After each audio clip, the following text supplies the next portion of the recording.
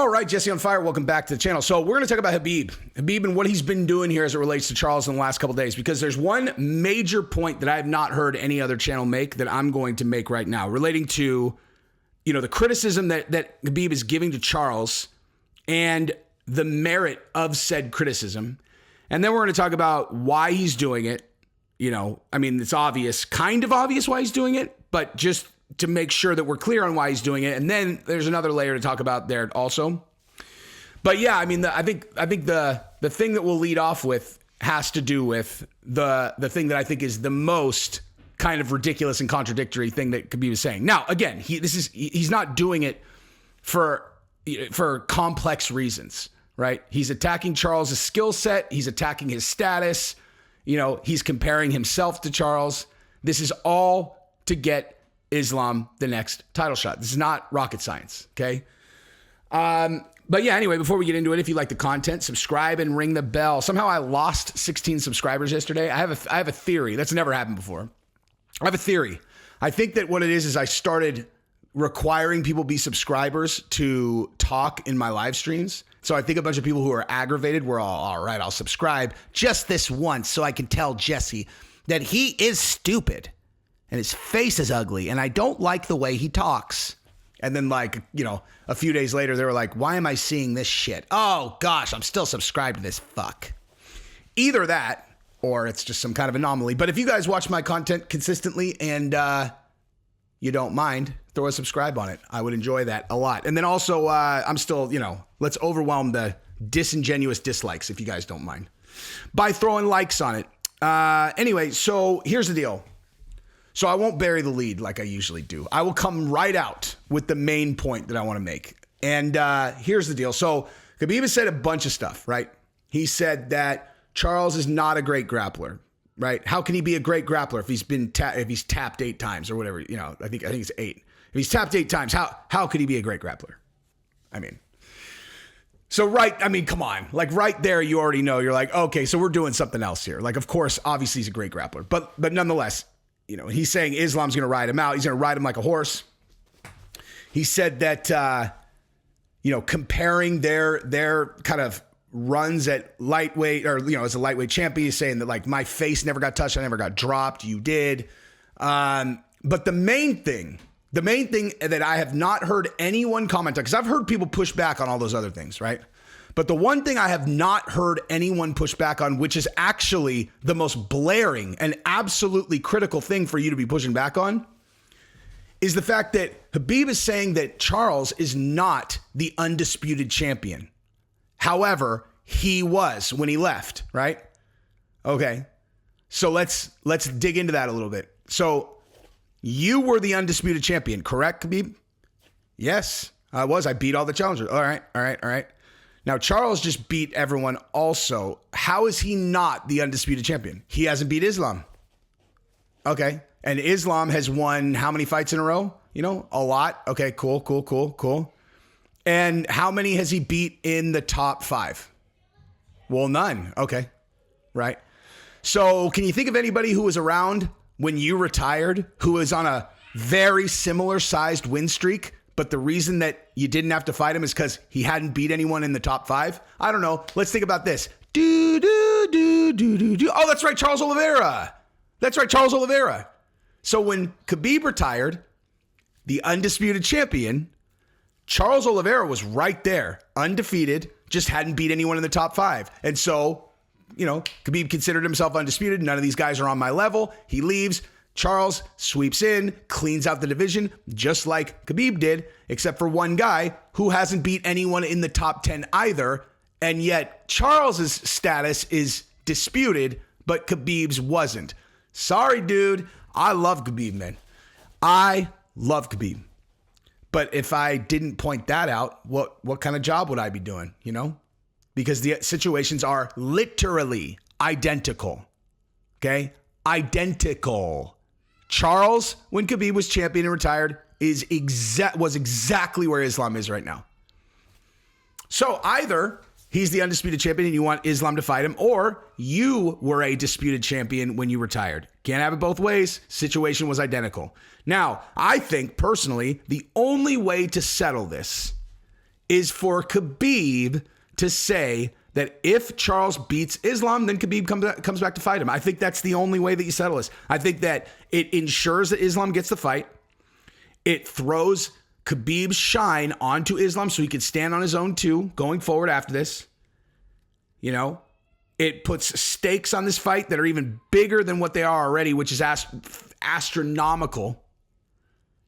And yeah, I mean, that's what I would suggest doing. Now let's take it a step back though, really quick, because like I really respect what Khabib is doing, to be honest with you, because like if you know, everybody always looks at these things really superficial, you know, where it's kind of like, well, what's he saying? You know, what'd he say? It's like, he said he's not a good grappler because he tapped 8 times. They're all, oh man, you know what? He was only 20 years old. I mean, come on, that's not a fair criticism. He's like 32 now. Jeez. And it's like, right. I mean, yeah, that's a good point. You're right. What else? And they're like, he's like, well, my face never got touched. You get touched all the time. You got dropped in your last 3 fights. You won those fights, but you got dropped in all 3 fights. I've never been dropped in my entire career. So suck on that. And people were like, okay, yeah, but he finished all those guys much faster than you did, Khabib. So what's up? There's the answer. And it's like, all right, yeah, you know, also a good point. Good argument. But this is the thing, like, this is where I look at the business different, or I look at the sport differently. I look at the business differently. Like I enjoy the sport because of the human drama inside of it. Like that's why I love the sport. I look at these things and it's like, what's motivating this person? Like why is this important to this guy? And like this guy who's doing this thing that seems a little bit out of character as of late, why is he doing it? And like, what does that actually mean as it relates to his relationships inside of this thing, right? Like I read something, and let me just finish my thought. So like, don't interrupt me, dude. Let me finish my thought, fucking nobody in the room here. That's what my brain is like, dude. That's hilarious. That's what my brain's like. Like I literally thought that I had to like, hey guys, just hang on a second. It's like, you're the only one here, dude. Like, who are you talking to? Anyway, but when I look at this, right, like people look at the merit of his arguments. I look at this and I go, what is he actually doing? He is going out publicly and advocating to get Islam Makhachev this fight. Now, one thing I will point out even before I get into that is that Khabib is one of the most underrated fight game guys that's ever fought in the sport. I will say that right now. Like when you think of, you know, okay, so name some of the top guys that were incredible at promoting fights, at navigating the business, right? Like navigating the business, getting the right deals, getting the right fights, building hype. Like name your top 5. I'm telling you right now, no one is going to put Khabib in that top 5 unless they're, a really smart person, Like that's not how he's.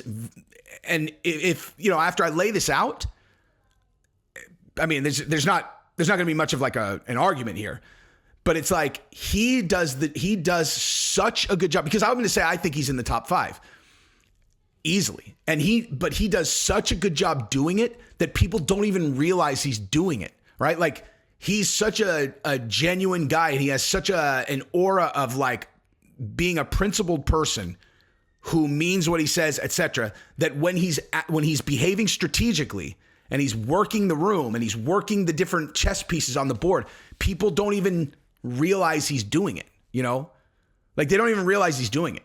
They're like, they just don't even see it. He doesn't strike them as a gamer, which plays so well for him, Like if, when Chael Sonnen, beats, I think it was Vanderlei, and he's in Madison Square Garden, and they stick a microphone in front of him, and the first thing he is, God damn, I hate New York City. It's hilarious, dude. He's working the room, He's working the room, make everyone hate him. Like he's gaming, dude. Like if you really think, like what kind of like what kind of what kind of sane person who's not working an angle would get on the microphone and Madison Square Garden with a smirk on say you hate New York City? He's working an angle, you know? And everybody knows it, and it still works. He's the fucking man, dude. You know? He was the king. God, you watch some of those, like, best of Chael Sonnen, like, at press conferences. It's a masterclass, dude. He's so funny, dude. Anyway, so you got Chael, right? You've got, like, Conor, who... was the fucking king when he was really dialed in, like when he was like really, I mean, he still is, he's still exceptional, but like, and then you got like, people will not think of Khabib. And if you really think about his career, think about it, dude, like actually think through his career and think about the things that I'm talking about that matter. I want to fight your chicken. Russia, 60 million, Ireland, 8 million. Like that stuff. You think that just popped in his mind while he's on the microphone? That's strategy, dude. Like he's like, you want to play the Ireland's on your back game? I'll play the Russia's on my back game. And then what does that do to the stakes of the fight? Like, and what does that do to it puts pressure on the UFC to make the fight? Like, and that's one of a million examples. He kicks the Tony Ferguson. Like it's hard to find a way to have like real conflict with Tony Ferguson because he's like, he's so all over the place. You're like, And Khabib latches on to like Tony Ferguson said he's a street fighter. Remember that? Khabib's all, who you getting a street fight with? Who you getting a street fight with? Kicks his belt off the stage. You think Khabib was really mad that Tony Ferguson said that he got in a street fight? He's a gamer and he hides it so well. And so the point that I'm making is that what he's doing right now, okay?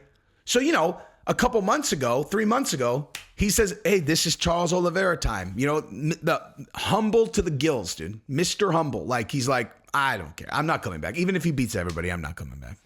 This is his time. And then all of a sudden, Gaethje loses. And then suddenly he's like, Charles is a little bitch. He's gotten submitted 8 times. Fucking guy's probably got a 2-inch cock. That would be my guess.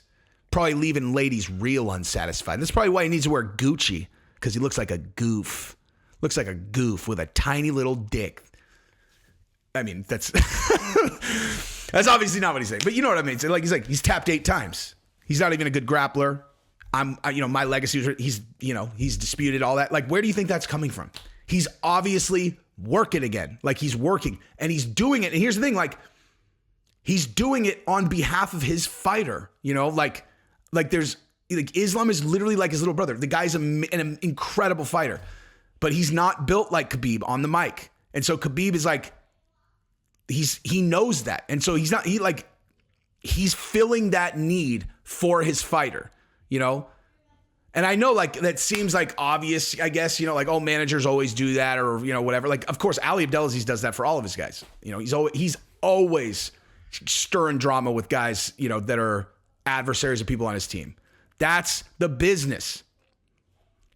But for some reason, when Khabib does it for Islam, it feels like extra noble to me, Probably because I'm pretty emotionally attached to their story. Like, that they're like understanding what they're fighting for in this fight is, anyway. But yeah, so like, yeah, I mean, Khabib, top 3, maybe I'm forgetting somebody, but like certainly a top 5 fight promoter. And he's just doing it again, dude. He's just doing it again. Now, that said, I will remind you of the point that I made earlier, because that is an important point to make. You can't say that you were the undisputed champion because you beat everyone, and Charles is the disputed champion because he hasn't beat Islam, because you had not beat Charles, and he was an identical contender to what Islam is right now. Identical.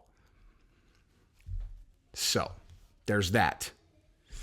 There was something else I was going to talk about. Oh, I know. So like I was saying, like I lost, and when I was looking at where I was losing subscribers, I was just like, this is so bizarre. I'm not tripping. 16 fucking subscribers, no big deal. But I was, I look at my analytics and I was like, where's this happening? Like, what video is aggravating people? Because I'm talking net down 16, not like I lost 16, but for the day I'm saying like on the day I was down 16. That's never happened. And so I was like, Jesus, like, did I have like a really fucked up video that I'm not? So I go look and it's like all these videos that are completely innocuous. And it's like, this one's like net -10. And I'm like, what the fuck? I look at another one, it's like, this one's net -9. It's like, this one's a net -8, like all right in a row. I'm like, what the fuck is going on? Like, it's not a video. So I went and Googled Jesse on fire just to see, like, I'm like, dude, is there some like story floating around about me that like I don't know about, you know? Like, I know, like, you know, listen, my strategy from the beginning has always been exactly the same. Like, it's always been exactly the same, which is 30% of my videos are intentionally going to rile people up. Okay. I've always done this. I've never made this a secret. I always put it in videos like this towards the end where only people who actually like watch and like my channel will see it. And they're like, oh, okay, cool. Like, you know, so you guys understand what I'm doing. But like, I take on topics and I take a position that I know will rile people up. I know it. Now, it doesn't mean I don't mean what I say. But like, as an example, I would say that the majority of other YouTubers would just not cover it if they thought that a bunch of people were going to get mad. I go the opposite direction. And the reason I do it is because it conjures an emotion. People get mad, which makes them think about it. And then next time they see me, they'll come back. And they come back because they want to see me say something stupid again that they can argue with, right? Like something that they disagree with. But I'm very intentional. I only do that 25% of the time-ish to 30%. And so when they come looking again, they get like a really coherent, well thought out video. And they're like, huh, well, you know, he sounded really empathetic there, but you know, still fuck him. And then by like the fourth video they see, they're like, fuck, I kind of like this guy. You have any idea how many comments I've gotten in my videos over the last 2 years that are all, I got to be honest, I started out fucking hating you, but now I watch all your videos. I love your shit, dude. I'm like, yeah. That is strategy, my friend. That is just like, that is 100% intentional, you know? Geez, all these clickbait titles. Well, I mean, they just say what the video is about, you know, just in a way that might make you curious. Anyway, neither here nor there. But so I Googled Jesse on fire, right? Like, and expect like just to see if there was like some story floating around. And I found this Reddit, I found 2 Reddit threads, right? So one of them, it was like, who is this narcissist piece of shit? And it was like it's 225 days ago. So I don't know, whatever that is, like eight months ago or something. And like, it's so funny, dude. Cause it was like, the guy's all, he's a narcissist. He's like, this fucking guy, he's like, he's a fucking idiot actually implied that Chael Sonnen watches his fucking channel. He's delusional. He's fucking delusional. I'm like, hey, this didn't age very well, did it, bud? You know?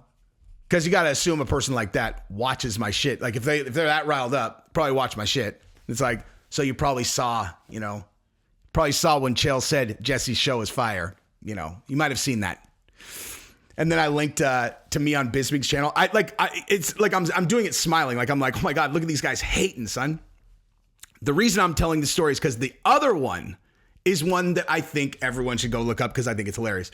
Someone clipped. It's like, so remember I was like, in one of the said videos that I was alluding to, you know, where I'm like, I'm doing this to rile people up, you know, which doesn't mean I'm not saying I don't mean what I say. I mean what I say, but maybe I deliver the information a little bit more hyperbolic than I would have. And in one of those, you know, I was like, hey, bitch, Kalila, my wife's way fucking hotter than you. Just so you know, and I did it like that. You know, I did it real like, fuck you. That was intentional. I wasn't actually really that mad, but I did it like that. Someone clipped that, and then they took a bunch of videos of Kalila and Gabrielle and put it in a video together. And it's like, who's hotter, Jesse on Fire's wife or Kalila?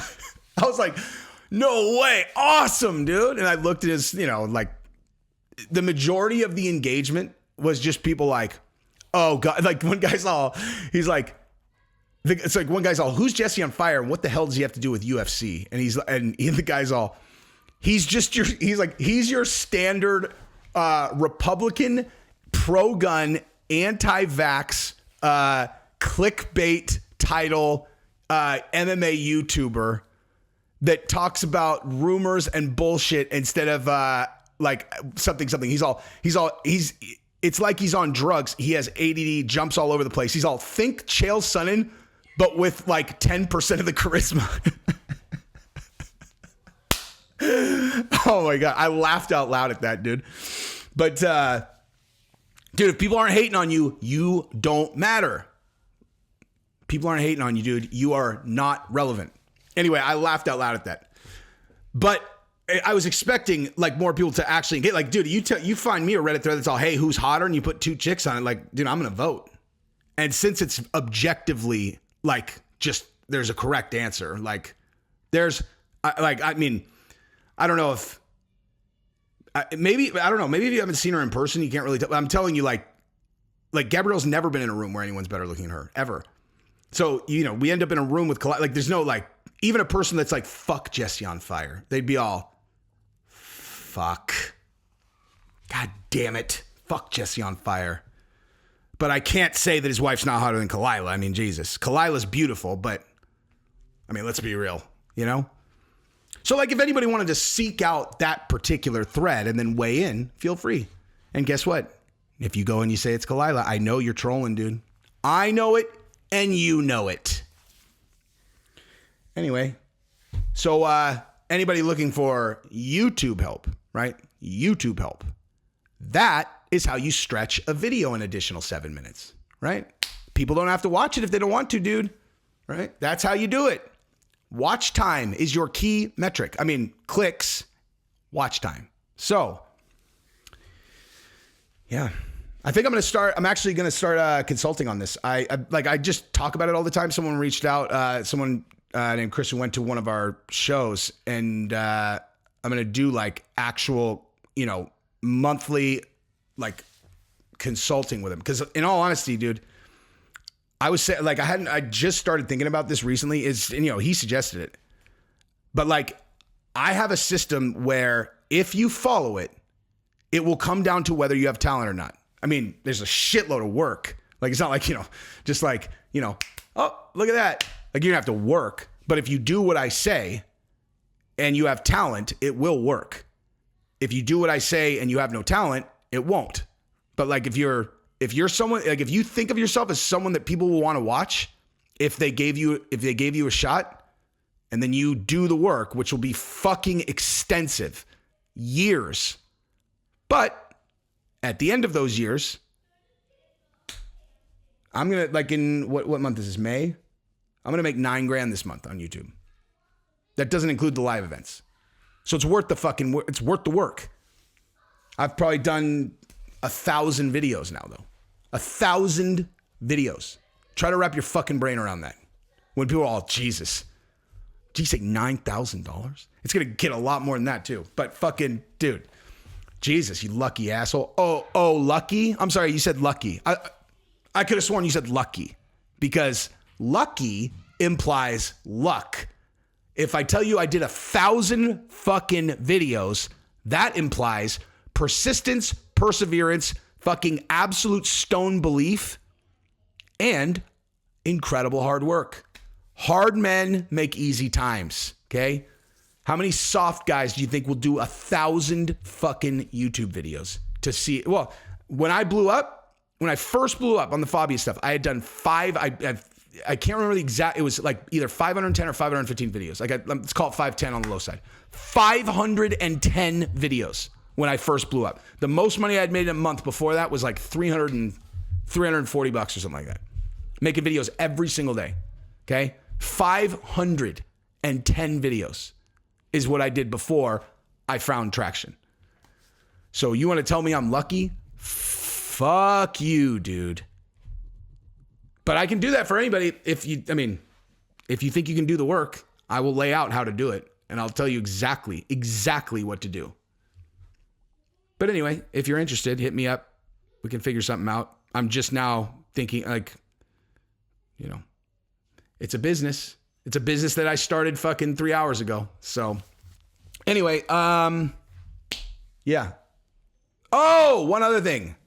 So we're not doing UFC 276 live. We're not doing the live UFC 276. We're doing UFC 277 hardcore. 276, this is what I've decided. Vegas is not ideal for the thing that we do. It's just not. Like what we do is a big intimate like group thing where like we do, you know, like if your goal of going to the UFC is like, I want to spend the least amount of money for the best seats possible. Like if that's what your goal is, then this is not for you. Like you're going to pay more for your ticket to go to the show than you would if you're just going to the show. But it's not just for the show. We all hang out. We do a thing on Friday. It's like a whole like weekend long experience with a specific crew.